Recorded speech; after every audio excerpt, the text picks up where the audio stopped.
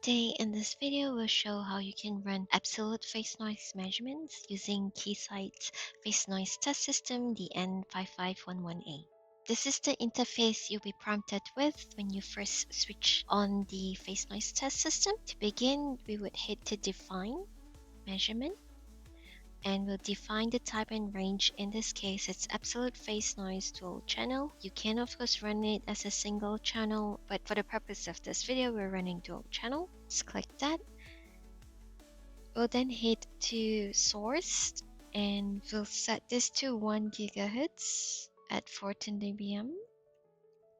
And we will change the input resistance to 600 ohms, as that's the input resistance we have in the PSG. So we have MXG as the device under test. It goes through, the output of the MXG goes through a splitter, and the outputs of the splitter will be connected to channel 1 and channel 2 of the peanuts on the RF ports. And then we have two PSGs, and that will be connected to the LO ports of the peanuts, channel 1 and 2. So we will set the carrier frequency at 1 GHz and 14 dBm of amplitude. Both PSGs will have modulation, FM modulation turned on, and we will set it to enhance. External 1 output port from PSG will be connected to the tune voltage ports on channels 1 and 2 of the face noise test system.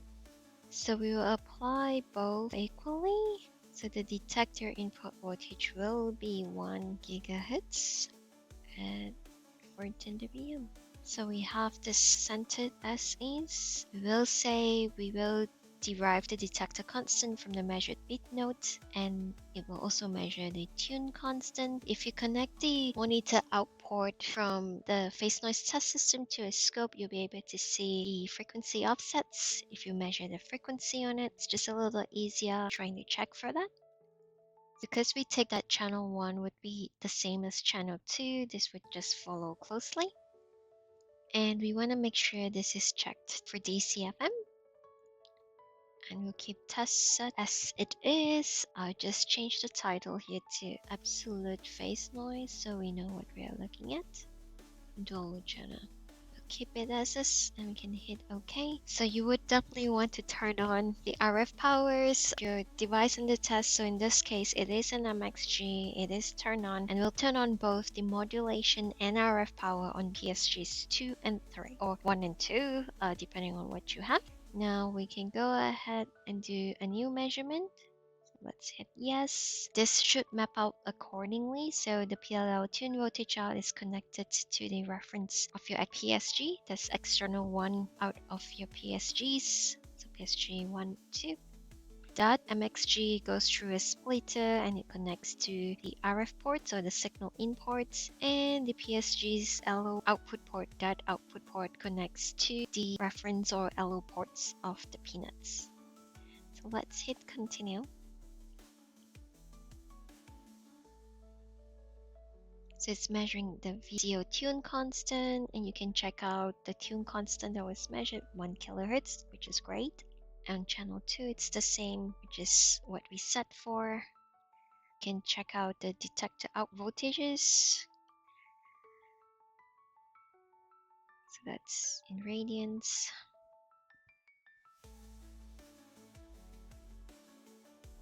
So it's doing a little bit of calibration there, and now it's doing the PLL suppression, and we should be done with calibration soon after, and it will start measuring the absolute phase noise of MXG. And it's still going. You can look at the bottom right corner and it'll tell you at what levels. In this, you could go ahead and place markers. So if you do a right click and view markers, you can put this at certain offsets. Let's just do that.